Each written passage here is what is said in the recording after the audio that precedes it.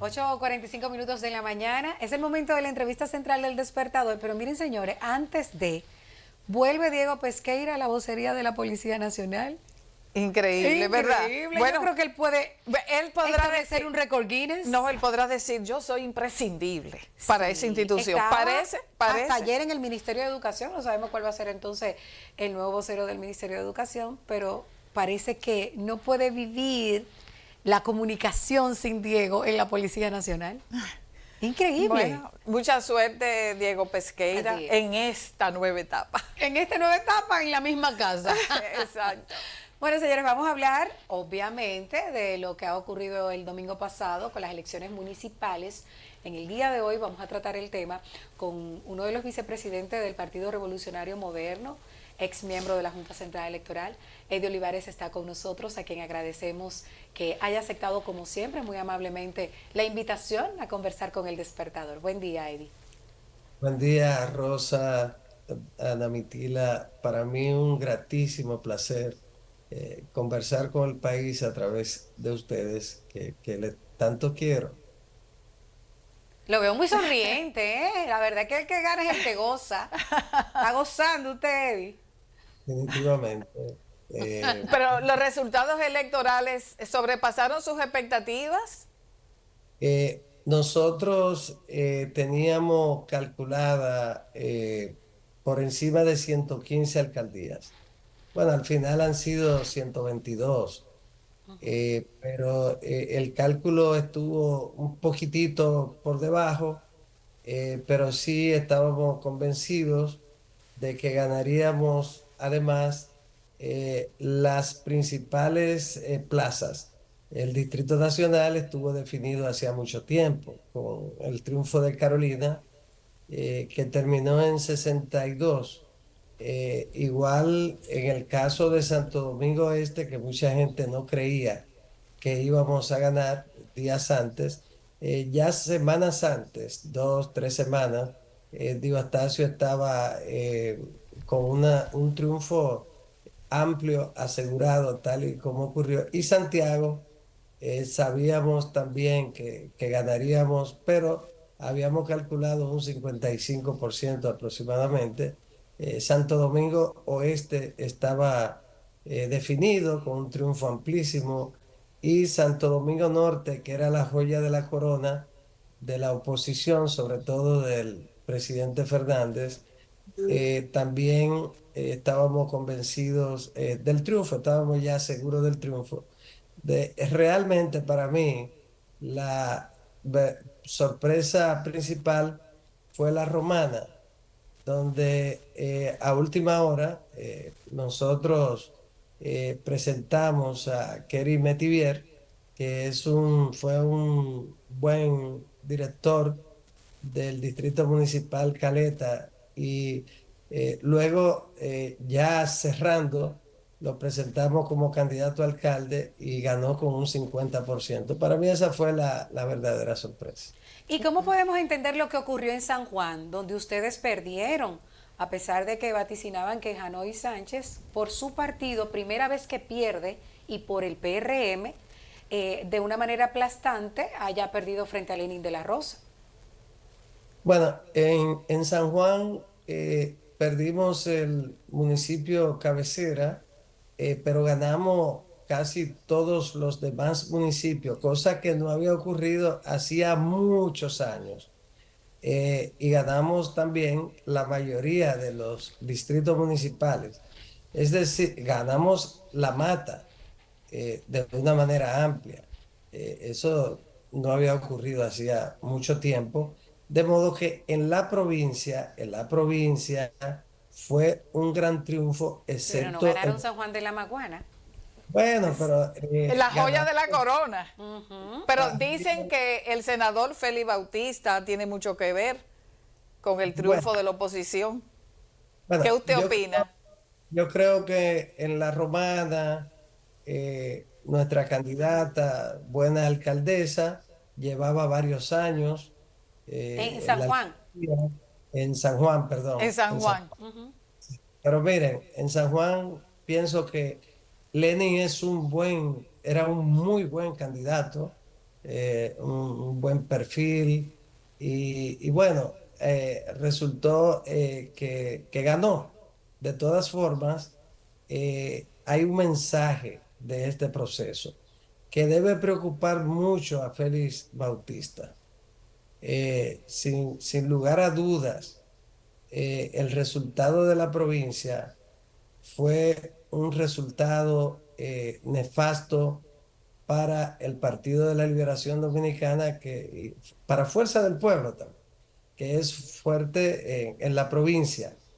Si tú sumas los votos obtenidos por el PRM y aliados, sin lugar a dudas, debe ser motivo de preocupación para Félix Bautista. Estoy convencido, después de este resultado, que el reinado de Félix Bautista va a terminar el 19 de mayo, porque va a ser vencido contundentemente por un joven sanjuanero llamado Nidio Encarnación.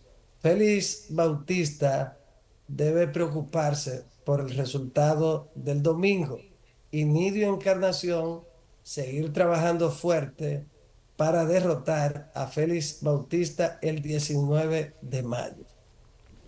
¿Y usted cree que tantos años de clientelismo de parte del senador de San Juan va a permitir un triunfo del candidato del gobierno? Bueno, yo pienso que San Juan cambia, va a cambiar y Nidio, sin lugar a dudas, lo va a derrotar con clientelismo, sin clientelismo. San Juan merece ya un nuevo senador, un nuevo representante. Y en ese sentido vamos a trabajar para ello. Yo estoy convencido de que el reinado de Félix Bautista termina el 19 de mayo. Bueno, tomaremos nota de eso. Eddie, con relación a Dajabón, que tanta controversia ha causado porque variaron los resultados luego de la revisión de los votos observados, incluso la clase PLDista estaba muy enardecida, estaban los ánimos caldeados. ¿Qué fue lo que ocurrió para que la gente entienda? Al igual que en Cabrera también, que hubo una situación similar, ¿no? En La Caleta también, situaciones Sí. que se definía el ganador por un voto. Sí, las elecciones municipales eh, son muy competidas y no es un padrón nacional y en consecuencia muchas veces se han producido empates. Se han ganado alcaldías por un voto, por dos votos, como ocurrió ahora. Eso no es nuevo. En el caso de Dajabón, ahí se dieron una serie de factores que le permitieron a la oposición competir con la votación que obtuvieron. Finalmente, el voto nulo, cuando eso ocurre, termina definiendo, en caso de que se hayan producido votos que hayan tenido una intención clara hacia un candidato determinado. En ese sentido, se resolvió de esta manera, igual que el caso del municipio de Cabrera. Y hay otros municipios en los que la diferencia fue muy pequeña. Otros que fue amplísimo, como el caso de Bonao, que fue un triunfo amplísimo de Berto Núñez. El triunfo amplísimo también de Kelvin Cruz en La Vega. Un triunfo muy amplio con un 82% de nuestra candidata en Bánica, que es una líder extraordinaria. Y así muchísimos casos fueron triunfos amplios, pero también se dieron algunos muy cerrados. Sí, por ejemplo, eso, lo contrario pasó en una provincia como Monteplata, que la señora Altagracia Herrera de la alcaldesa que se quería reelegir perdió. ¿Cómo se explica ese fracaso del PRM en esa demarcación? Bueno, ganamos con la alianza 30 municipios cabecera, entre ellos los más importantes. La oposición no ganó un solo municipio cabecera de los principales. Algunos se pierden, no podemos ganarlo todos. Y en Monte Plata ocurrió que perdimos y esa es la realidad. Ahí la oposición ganó ese y ganó el de San Juan. De modo que realmente fue una barrida, un triunfo amplísimo que refleja lo que va a ocurrir el 19 de mayo, en el que sin lugar a dudas el compañero Luis Abinader va a ganar las elecciones en primera vuelta con más de un 57%. Aquí estamos hablando es de superar el 60%. Eddie, ¿y qué tiene que usted decirle a la oposición con relación a que ellos aseguran que ustedes ganaron con el uso abusivo de los recursos del Estado y que también la abstención fue en detrimento de los resultados que hoy no les favorecen a ellos? Sí, pero hablar de uso de recursos del Estado, fíjense lo que pasó. Ya tanto Leonel Fernández como Danilo Medina sabían que no tenían ninguna posibilidad de impedir el anuncio que había hecho el compañero Luis Abinader de que en esta ocasión era un tsunami. Y así lo fue, un gran tsunami. Él dijo un tsunami, pero resultó ser un gran tsunami. En ese sentido, se prepararon para desacreditar el proceso y empezaron a hacerlo ya 2, 3 meses antes, intensificaron esa campaña de descrédito con un maratón de denuncias y quejas y querellas. Instalaron una especie, se convirtieron en una especie de departamento de quejas y querellas. En ese sentido, fíjense que llegaron al extremo de, sobre la base de eh, un tweet, y los dos partidos asumieron ese tweet y fueron a la Junta Central Electoral a denunciar que había una conspiración para boicot de parte del PRM, el partido que tenía ganadas las elecciones. Pero se atrevieron a ir para generar, confundir y generar opinión pública y decir que había una conspiración para sabotear las elecciones sobre la base de un tweet. Y eso indicaba hasta dónde había llegado la desesperación de ellos. Y entonces estaba la denuncia del Partido de la Liberación Dominicana. Ese partido que en el año 2012, en las elecciones, eh, pusieron de rodilla a Ñeñé en Cotuí y a una gran cantidad de compañeros armados en el piso, el ejército, la policía, de rodilla y utilizaron el poder en todos los sentidos, utilizaron a todos. Ahora tuvimos un proceso que ustedes vieron, organizado, ordenado, no hubo un solo empujón, no hubo una queja, por ejemplo, contra la Policía Militar Electoral, que hizo un trabajo ejemplar y que en cada centro de votación actuaban como verdaderos auxiliares al servicio del proceso y hay que felicitarlo. En ese sentido, uso y abuso de recursos del Estado. Bueno, el PLD es la universidad. Ellos son los que saben de eso. Pero ellos han pretendido colocarnos a nosotros como sus iguales en esa materia. Y no es posible. Aquí usted no vio nunca una reunión de recaudación de fondos de contratistas del Estado, no se vio ese uso. Hay que preguntar si se profundizó el déficit cuasifical en este proceso. Hay muchas formas de medir esto y desmentir esa campaña.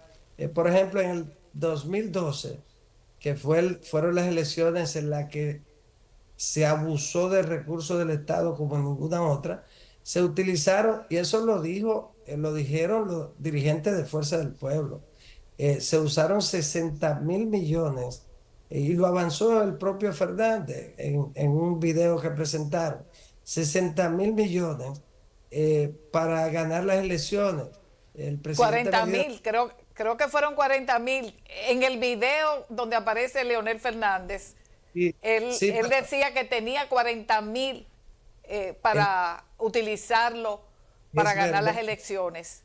Decía eso, pero de los hechos se comprobó que eran más, eran unos 60.000 millones. En ese Ok. sentido, se usó recursos de todas partes en esa campaña.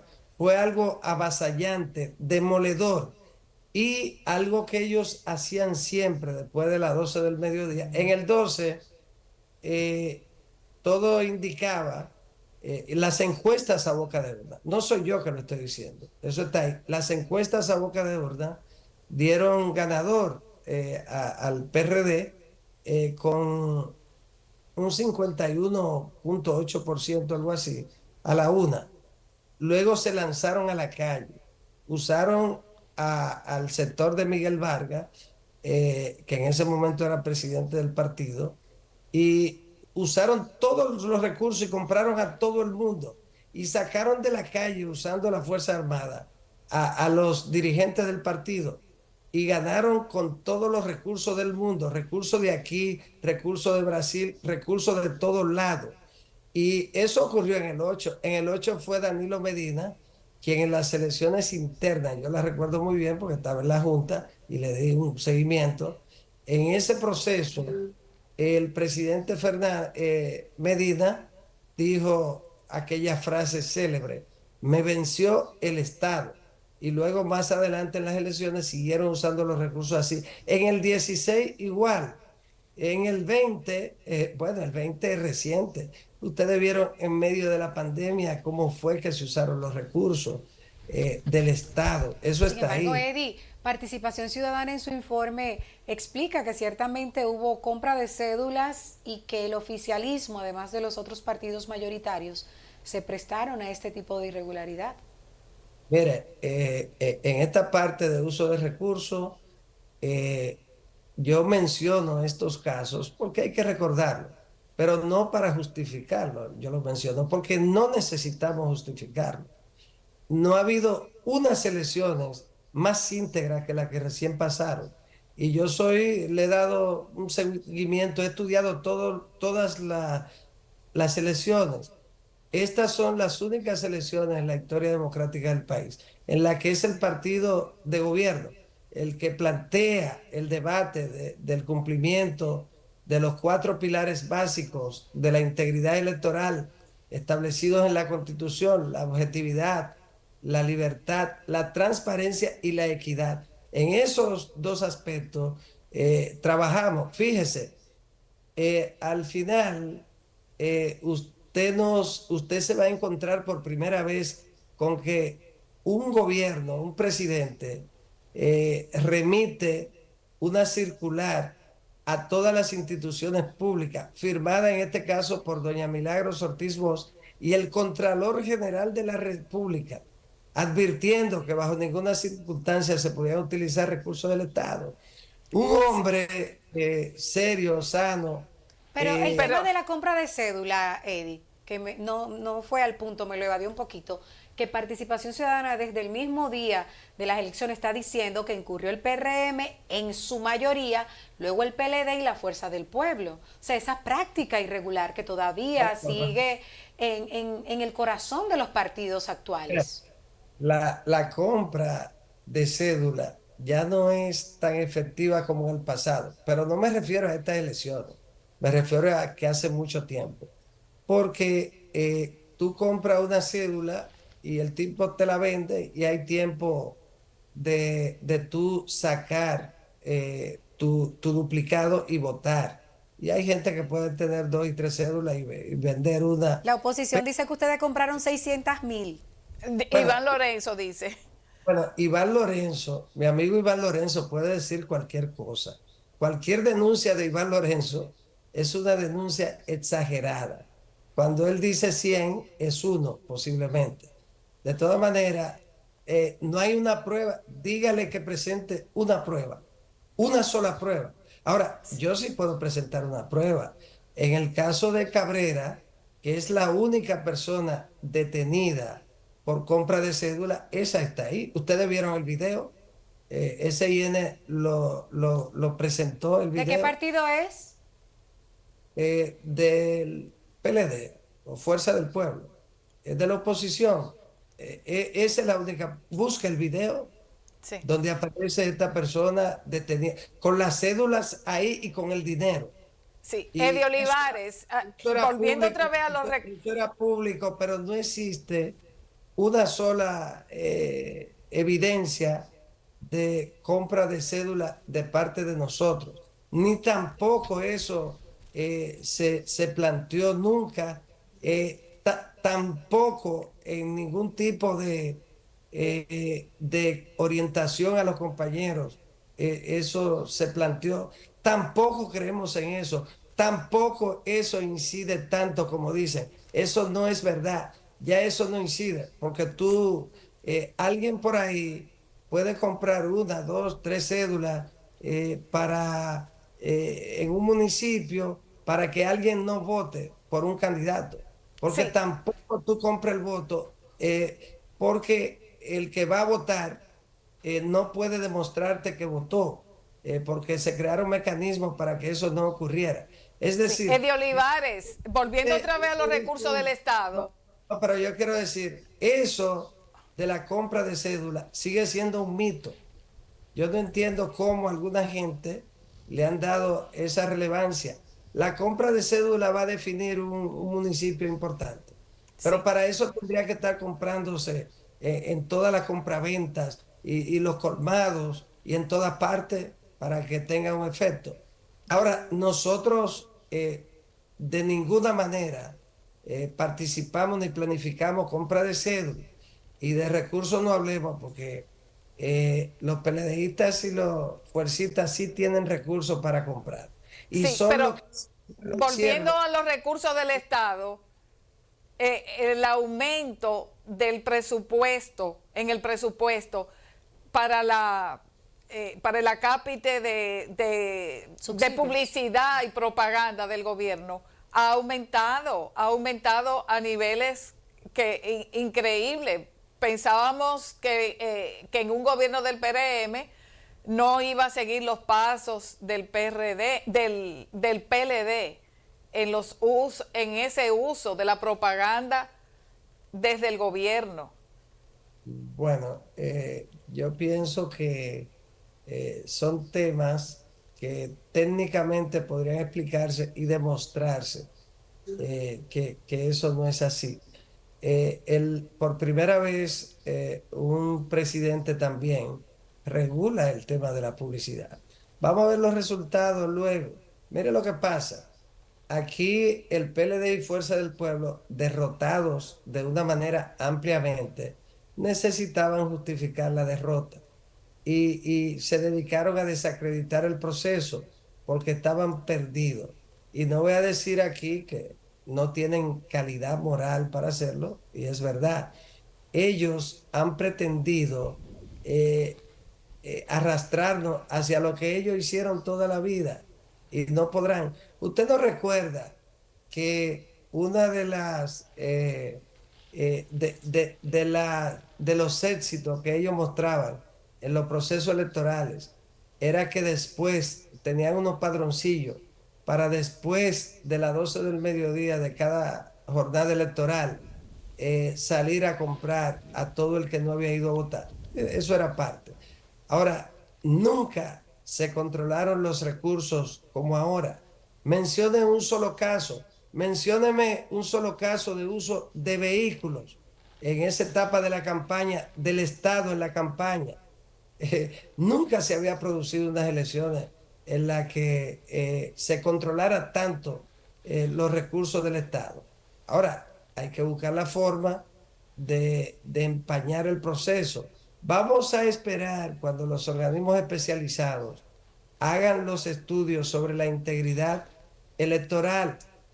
Yo recuerdo el último informe que yo tengo de la Universidad de Harvard y de la Universidad de Estocolmo y el Centro Kennedy, fue que la República Dominicana tuvo durante los 16 años de gobierno del Partido de la Liberación Dominicana un 44 en integridad electoral, solamente superado en su momento por Haití y luego Venezuela cuando entró en la situación electoral democrática compleja que ha tenido. De modo que no hay forma de comparar. Vamos a esperar las comparaciones. Sí, Eddie, con relación a las impugnaciones, obviamente ya el Tribunal Superior Electoral ha habilitado sábados y domingos para que se puedan conocer todas en el menor tiempo posible y antes de las elecciones congresuales y presidenciales. ¿Cuántas ha sometido el PRM y cuántas hay en total por parte de la oposición, el conglomerado en general y ya de manera individual? Por favor. En este momento no se tiene el dato. Recuerde que las impugnaciones deben hacerse en los colegios electorales. Eso es lo que establece la ley y también lo que ha sido la práctica.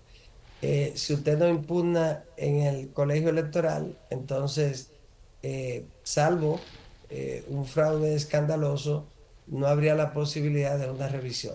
¿Qué es lo que se ha hecho y procede de una manera automática y lo manda la ley? Que los votos nulos tienen que ser revisados. Según escuché ayer al presidente de la Junta Central Electoral, magistrado Román Jaque, ya está concluyendo ese proceso. Pienso que debió haber concluido.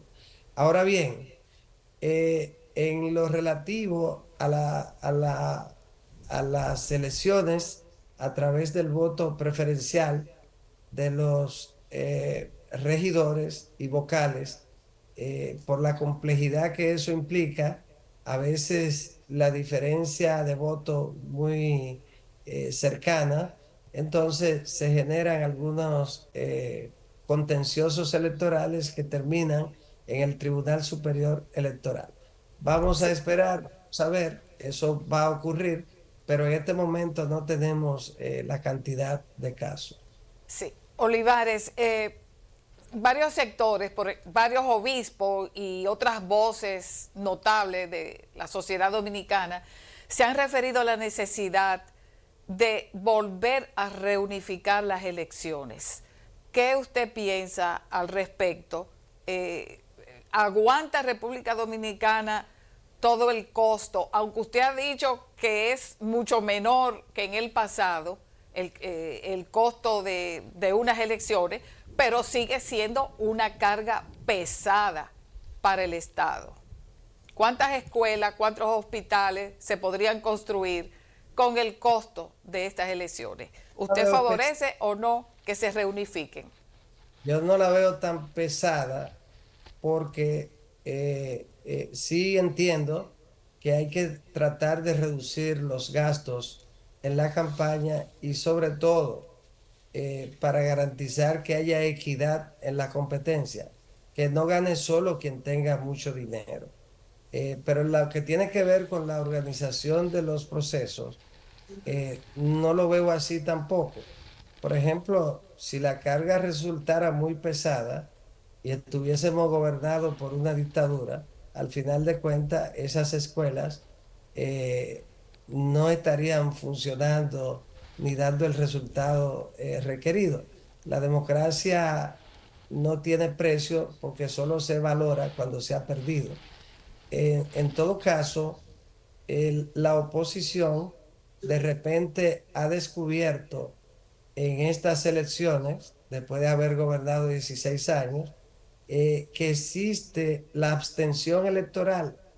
El PLD y Fuerza del Pueblo, Leonel Fernández y Danilo Medina, desconocían que existía esa figura de la abstención electoral y del ausentismo, que no menciona. Y entonces han dicho que ha sido una abstención escandalosa y la gente la ha creído. Y fíjense cómo se demuestra que eso no es así. Además de que cuando una democracia se consolida como la nuestra, entonces la gente pierde el interés de ir a votar. En los Estados Unidos, el presidente de los Estados Unidos se coge con 50 o menos. Para que sea más de 50 el nivel de participación o menos del 50 la abstención, son casos excepcionales de elecciones que motivan, presidenciales estamos hablando, ¿eh? Porque en las locales hay casos en distritos uninominales y en sentido general donde apenas vota el 10% y el 15%. El 10% y el 15% seleccionan los representantes. Y eso ocurre en muchos países de Europa y de América donde el voto no es obligatorio. Pero fíjense lo que pasa para aterrizar ahí.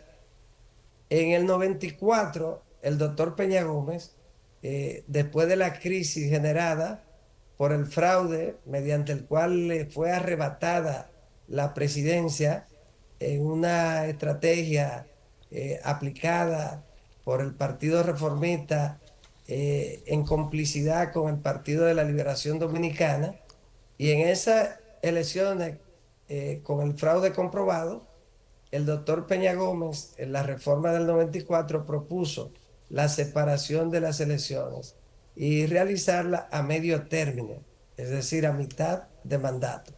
Eso dio un excelente resultado.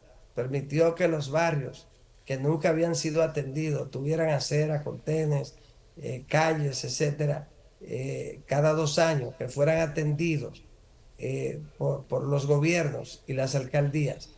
Y dio un buen resultado. Luego se le ocurrió a muchos sectores, incluyendo empresariales, que no, que eran muchas elecciones cada 2 años, muchas elecciones cada 2 años. Y entonces, en la reforma del 10, el presidente, la reforma de Leonel Fernández, decidieron celebrarla el mismo año. Yo me opuse desde la Junta, hice mi planteamiento en el Congreso Nacional explicando por qué eso no era conveniente. Y la cambiaron para celebrarse con una diferencia, un espacio de tiempo de 3 meses, que es muy poco y no tiene ningún sentido, y en ningún lugar del mundo se celebran elecciones separadas por 3 meses. En la mayoría de los sistemas electorales se separan por lo menos con un año. Por eso es, por ser con 3 meses, el PLD ni Fuerza del Pueblo, con un triunfo tan amplio como el obtenido por el PRM, no tienen ninguna posibilidad de competir efectivamente en las elecciones del 19 de mayo, porque en 3 meses eso no cambia. Si hubiera sido un año, ellos hubieran dicho, bueno, en un año vamos a cambiar esa realidad electoral, y si en 2 años mucho más. Entonces, ahora se plantea la unificación. En el 2000, en el 1998, que fueron las primeras elecciones separadas, hubo un 47% de abstención, un 47%, en un tiempo que había una competencia, una lucha, y fue un 47%, y eran congresuales y municipales, ahora son municipales. En el 2002, un 49%, un 49%. En el 2006 un 42%, mejoró. Y en el 2010, que fueron las últimas separadas por 2 años, un 43% de atención. En el 16 no se puede calcular porque se celebraron unificadas. En consecuencia, no se puede medir. Pero en el 20, separada por 3 meses, hubo una abstención de un 50,86.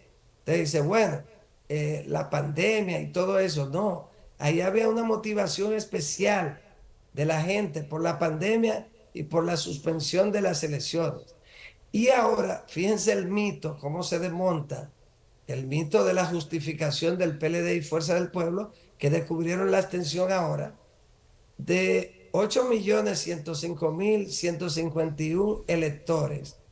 Hay que restarle lo, los 870.000 inscritos en el padrón del exterior y usted tiene que agregarle cerca de 700.000, que da 1,5 millones por lo menos de dominicanos que residen en el exterior y que no podían votar. Ese 1,5 millones es el voto que se llama ausente, pero que ellos Edith. aparecen en el padrón y aparecen como que no votaron. Eso da ante el hecho de que votaron 3.775.587 electores, que un 57%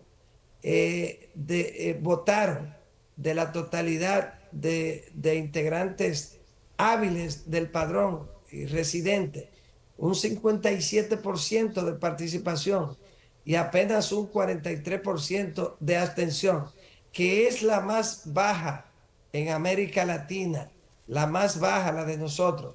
Nosotros somos el referente en cuanto a participación en elecciones de medio término. La respuesta a la pregunta, miren, aquí en todos los países las elecciones municipales están separadas de las presidenciales.